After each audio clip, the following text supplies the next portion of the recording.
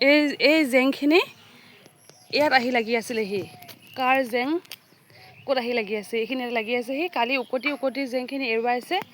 তাৰপিছত জেংখিনি এইখিনি যদি ফেঞ্চিংখন নাথাকিলেহেঁতেন তেতিয়া জেংখিনি ঘৰৰ ইফালে গুচি গ'লহেঁতেন।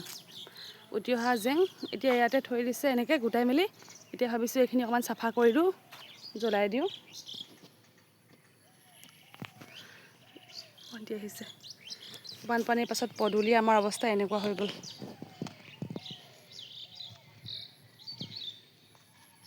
এইটো আমাৰ পদূলিটো।